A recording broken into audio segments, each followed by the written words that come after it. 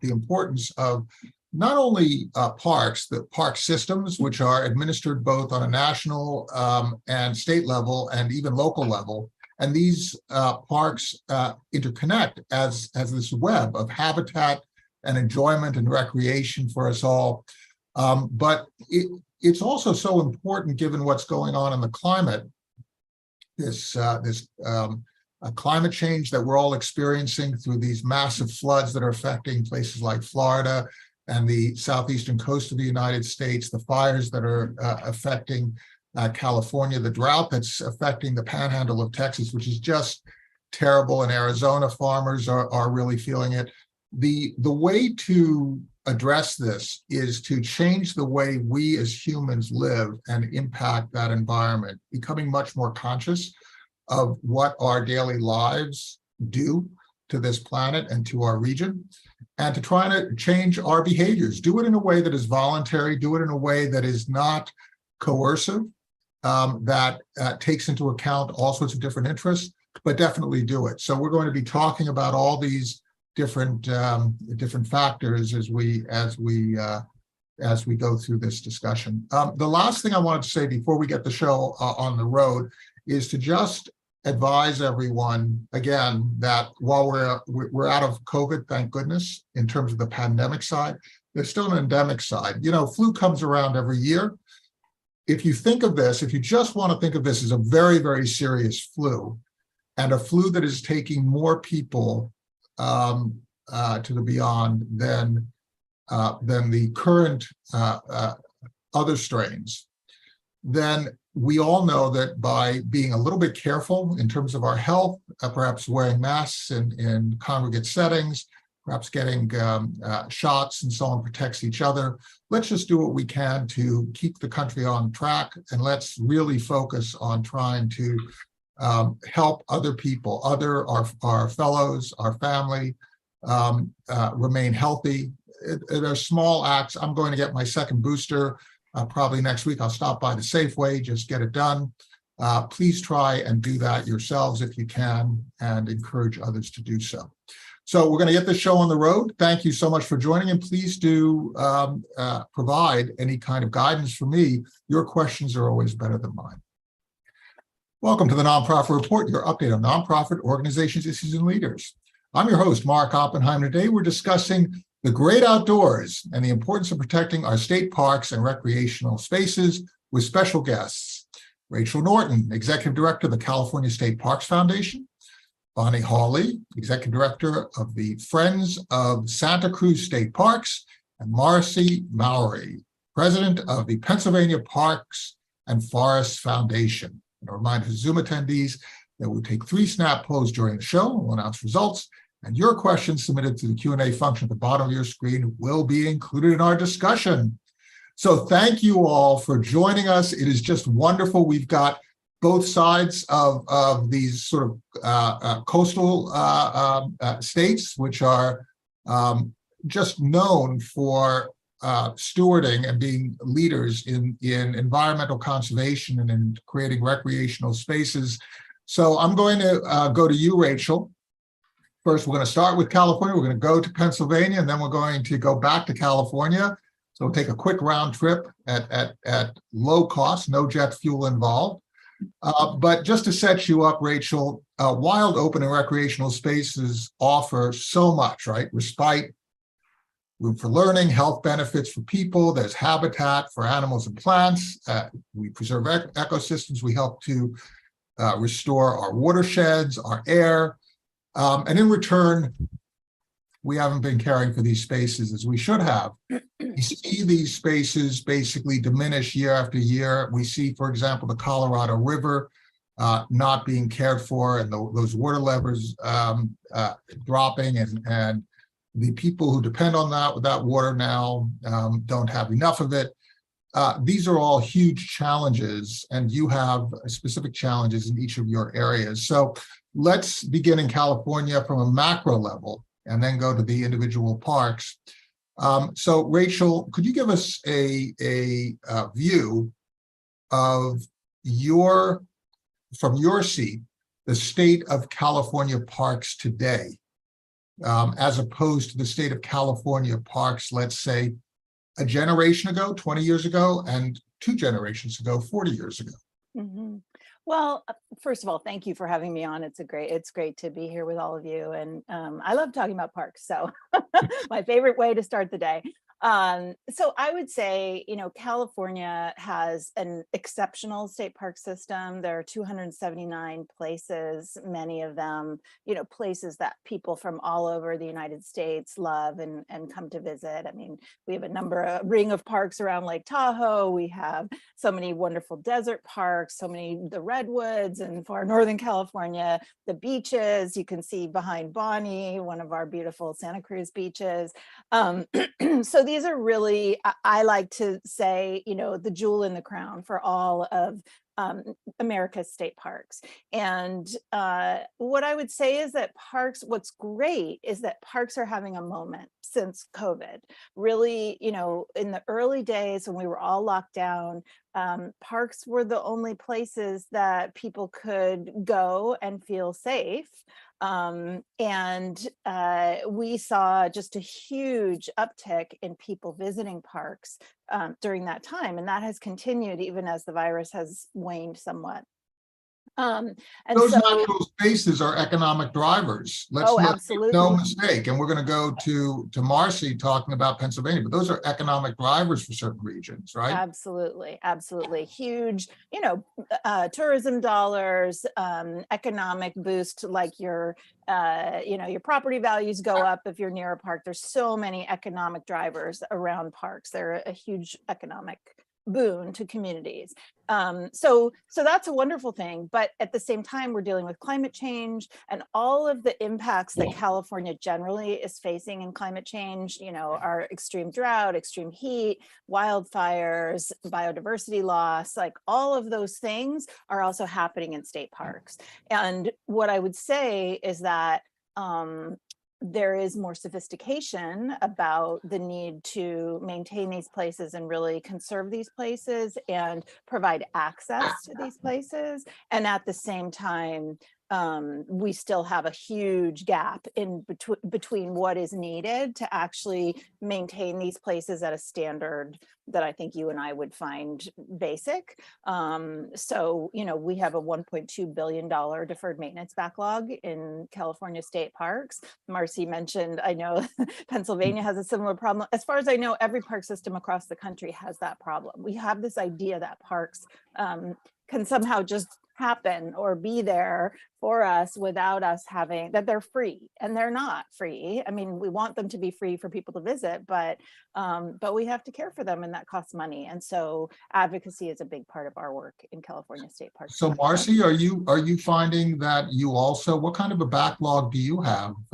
since Rachel mentioned that issue, and has it over the years, has that backlog accumulated or has it been reduced over the last 20 years?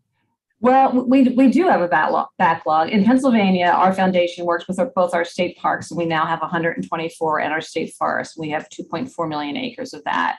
And in 2019, we released a report that identified a $1 billion need for maintenance and infrastructure projects. $1 billion? Yeah, well, in 2021, we looked at it again, and it was up to $1.4 billion. Because as you defer maintenance, much like your home, if you don't put on a new roof, you may end up replacing your furniture, your ceiling, the floors. So as we defer maintenance, it becomes more costly because things continue to deteriorate. It also has become more costly because supplies have become more costly, and access to the people that can do that work has become more costly. So it continues to grow. We were fortunate this year in Pennsylvania to have $75 million of the American Rescue Plan allocated towards those projects. But some of these projects are large scale. You don't think about the hidden infrastructure in state parks and state forests, the dams that create the lakes that you enjoy, the water and sewage treatment facilities. You don't realize they're there until the sewage treatment facility is no longer working and you can't use the restroom facilities. And then there's the natural infrastructure. We've had spotted lanternfly in Pennsylvania, the hemlock woolly adelgid, the emerald ash borer that's taking out a lot of our tree canopies. So these are invasive species that have come in and can basically wreck a whole ecosystem. You can actually see trees. You can be walking along a trail, come to a place, and you can just see a whole set of trees just in not only distress but basically on the way to gone. Hemlock woolly adelgid has decimated our hemlock trees, which are often along waterways and keep water at a cooler temperature. Emerald ash borer, we've lost 99% of our ash trees, and once they become infected, they become very brittle and they become hazardous trees. So they're costly to remove, and then you have to replant them.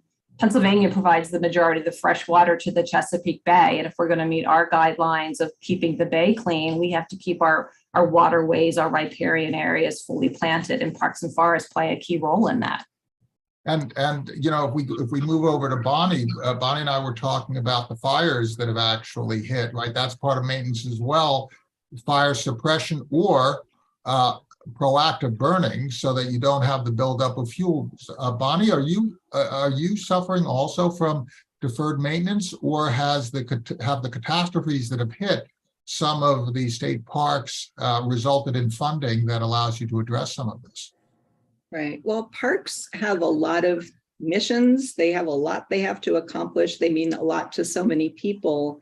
And clearly the CZU fire that hit Big Basin 2 years ago was a catastrophe. 97% of that oldest state park in California burned over, but we're taking it as an opportunity to really go with the public through a process back to the drawing board and to reimagine Big Basin in a way that in the future will be more accessible, will better protect the old growth redwoods, and will be climate resilient in the long run. So it's really an opportunity for the community to come together and look to the future in a new way.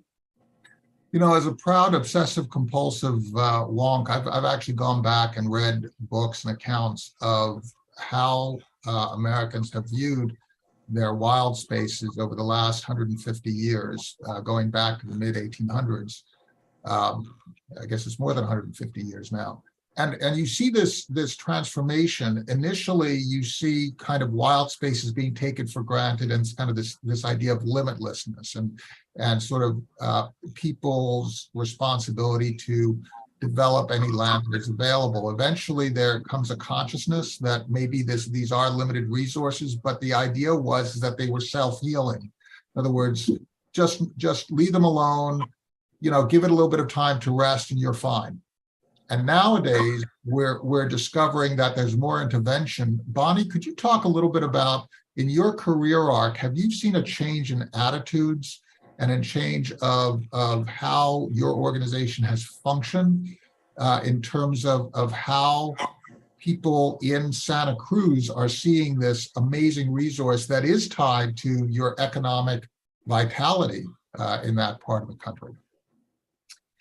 Well, in our organization, which is Santa Cruz County and Coastal San Mateo County, we support 34 parks and beaches from the Redwoods and including a lot of historic buildings from the Mission period, from the Victorian period. And we also really celebrate the stewards of these lands who go back thousands of years. So there's really a lot here that there is to protect. But I think one thing that we do really well in California is our parks department at the state level takes partnerships very seriously. It's not just lip service. And as a park partner, we are literally co-managers. We're embedded, we provide services, and we bring the love from the community to the table. We bring resources to the table. We're innovators, and we really drive a lot of new programs and projects in consultation with parks and with the community. So I think California nonprofits with state parks are a real success story. I think that's so absolutely if you could continue, true. Bonny, and I'd like Rachel, if you could weigh in. I just have a question, because Bonny just raised an issue of respect for the technical expertise of Native peoples in caring for the land for thousands and thousands of years. There's a technical knowledge, right? There's an expertise. Are we all discovering that disrespect that people have shown for that expertise is really harming us. And we have to find respect. We have to engage people with this expertise that perhaps our attitudes have prevented us from exercising.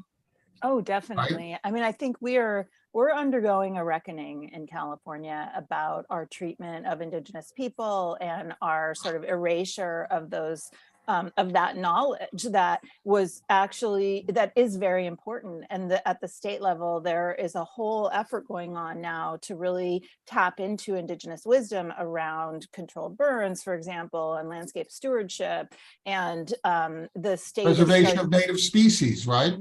The state is signing agreements with tribes about their ancestral lands and helping care for those lands, even when they're technically, state-owned parklands now, because many of those lands were stolen. They were occupied for thousands of years by Indigenous people, and then when settlers from the east, European settlers came, they stole the lands and began to farm them and care for them in the way that they thought was the right way. And now we know better, so we have to do better. And in Pennsylvania, Marci, we have a similar issue, but it's way older because Native peoples were pushed out earlier and they were frequently pushed west, right? And what we ended up with was during the industrial age in the United States, we had trees that were basically clear-cut harvested for coking coal for the steel plants, right? And that took a huge swath out of Pennsylvania, out of Ohio, out of New York, and so on. How are you looking at preservation in historic terms and the engagement of all these different interests, including Native interests, but not exclusively, so that you're engaging people in your work? How do you do that? How do you get people engaged? We get people engaged through conversation. I mean, you touched on it. And by the late 1800s, 90% of Pennsylvania's forests had been decimated. Right. And, it caused wildfires, massive flooding. And it was the wake-up call for people to realize that, the environment is important and we have a role in stewarding it. Erosion, landslides, right? I mean, there was real catastrophe. The Johnstown flood, it's a national park looking at the impact of this massive flood that took over 1,200 lives. So, and a lot of we not only lumbering, but we had coal mining, we had other industrial uses of the land. Oil was first discovered in Pennsylvania. So all of those industrial uses of the land left a mark. And part of our infrastructure needs are to try to restore our waterways from abandoned mine drainage, to plug abandoned wells. So yes, we're looking too at Indigenous wisdom, but we're also trying to tell the stories of the landscape from all the different users. Pennsylvania was key in the Underground Railroad. What roles did we play in that, and how did the landscape interact with freedom seekers? Originally, Pennsylvania was the place where you were free, but then when the laws changed, they had to go to Canada, so it became a pass-through area. So we're trying to have conversations. We're trying to bring in diverse viewpoints on how do we manage our lands, how do we reinvigorate them, how do we make them more climate resilient? Because we had one forest district that had 2,000-year floods back to back. Our system, you can't handle that. So how do we make our systems more resilient? How do we plant more trees? Tree is like the cure-all. How do we plant more trees to try to be carbon sinks? How do we preserve those places in the landscape that can help everybody by making up the state more climate resilient? Is what you're all saying is that the separation between these preserved regions and the inhabited ones, that separation actually, that there is no real separation in that sense. In other words, what happens in one place is going to migrate someplace else. It's going to affect someplace else. If you're a farmer, you care about the habitat that a forest provides to bees who pollinate, and the protection that it provides to insects that are useful.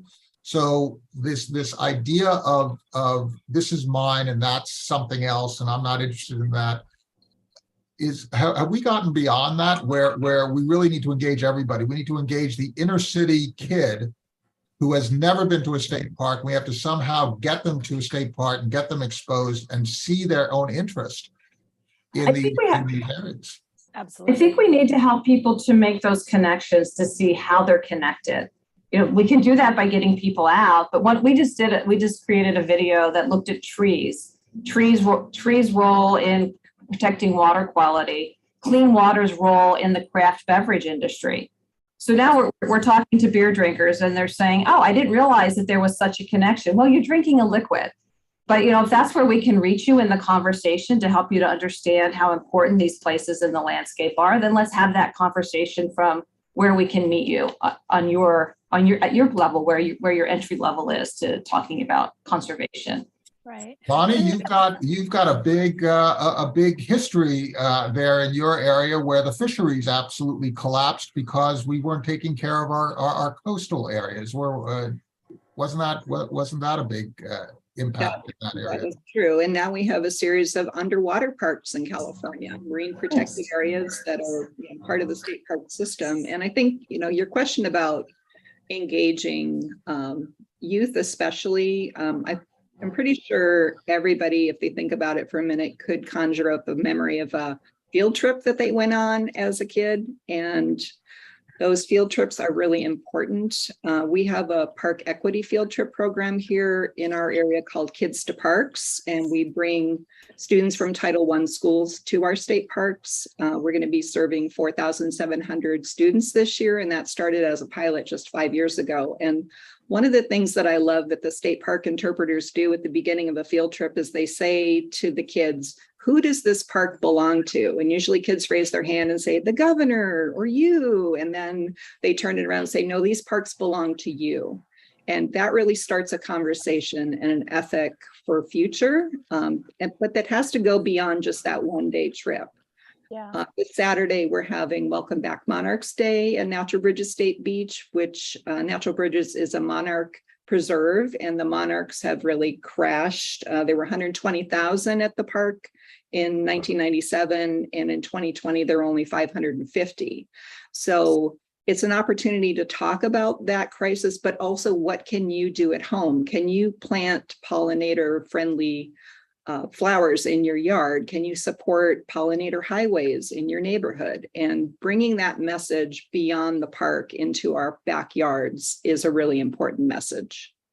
Can I just jump into and say, Marci brought up a really important point about stories, because every park has layers of stories, interconnected stories. And I think for a long time in park management, we had this idea that there's one story, like the history of this park, or, the natural benefits of this park. And I think what we're trying to do now is bring in all those different layers. So that indigenous wisdom, history from different perspectives, and that can be kind of painful and awkward at times to kind of navigate, because we all have our cherished memories or stories about a particular place. But I think relevance is key here, because if we want those future generations to be as connected to these places as we are, then they have to visit, right? But they have to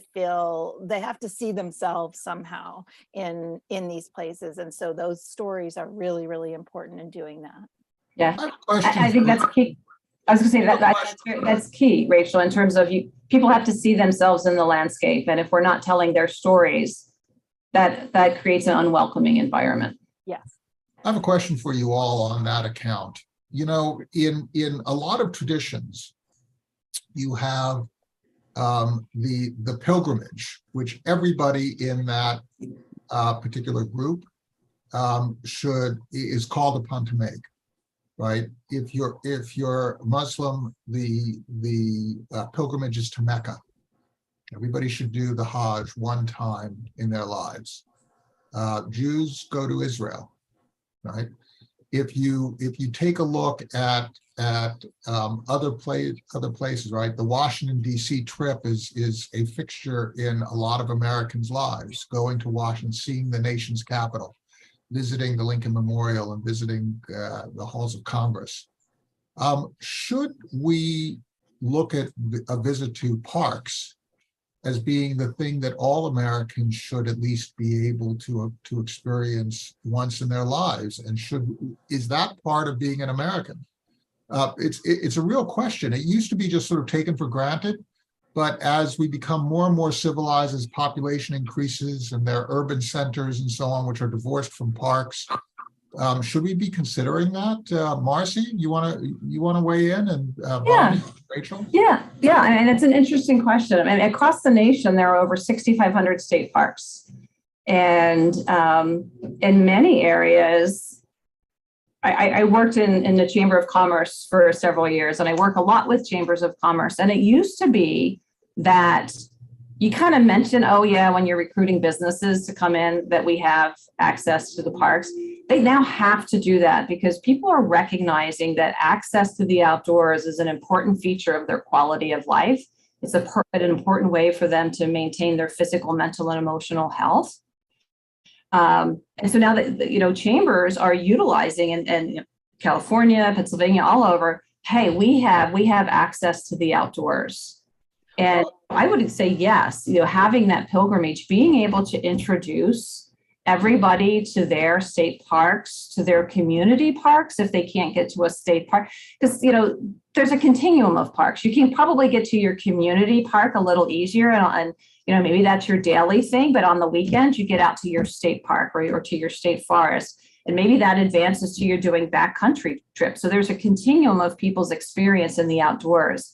But we need to be able to introduce them to these places so they feel comfortable. Because if you've never been to a state park, if you live in the inner city and you come out to a state park or you come to a state forest, that might feel uncomfortable to you. So how do we remove those barriers so you can have those pilgrimages, you can have those connections? We do have, we have a national program that now is being mimicked in California, the Every Kid Outdoors program. Yes. So every fourth grader can get a free pass for themselves and their families to national parks, right? Any national park in the system for that year. And so in California, we fought for, with the help of Jennifer Siebel Newsom, the governor's partner, we fought for these passes. So there's now a California Adventure Pass that gets fourth graders and their families free admission to 19 different state parks. We're going to fight to try to expand that in future years. But that's exactly, it shouldn't be, this is your civic duty to go to parks, but there's so many benefits to regular visits and spending time in the outdoors that anything we can do to make it easier for people who wouldn't otherwise think of going, I think we have an obligation to do. Yeah. And in Pennsylvania, it's true. We did a search a while back for an organization called 10 Strands, which in California, it's Will Parrish, Karen Cowell, and so on and so forth. They're trying to ensure that every young person receives an education in sort of the natural environs of California and the world as part of this. Marci, I'm sorry, I didn't mean to cut you off. I was going to say, in Pennsylvania, we're one of, I think, 6 or 7 states that have free admission. So there's no admission fee, there's no parking. Oh, that's great. But transportation can become a barrier. So we actually help to fund transportation to get students out to have that experience, to try to encourage youth groups and senior citizens as well. We, across the lifespan, trying to encourage people to come out and spend time. And I think it's important for our youth, because they're healthy places to be, but they're the future decision makers. If they don't have a connection to these places in the landscape, what's going to happen 20 or 30 years down the road when decisions on funding have to be made about, how do we repair them? How do we acquire new parks? We need the youth to connect to these places in the landscape. Bonny, I'll give you the last word since we're coming to the end of our time. I just want to point out that if you take a look at the mix of ethnicities in the United States, each area has its own unique attributes. If you look at Pennsylvania, for example, populations of African American and Hispanic folks tend to cluster in particular cities, in particular areas, and then there are large rural areas that are less populated. And so in by people of color. And so in order to bring, and the parks are very often there. So in order to create that connection, you have that logistics issue that you're talking about, Marci, whereas in your neck of the woods, Bonnie, the constellation of people are, yes, African-American, but very Hispanic, which with labor basically working in agriculture, a little bit away from the coast, and then parking fees and those kinds of things that increases the cost of access might be a real impediment, particularly for people at the lower income. How do you deal with those kinds of issues of inclusion, Bonnie, in terms of ensuring that everybody gets to experience these parks and appreciates them?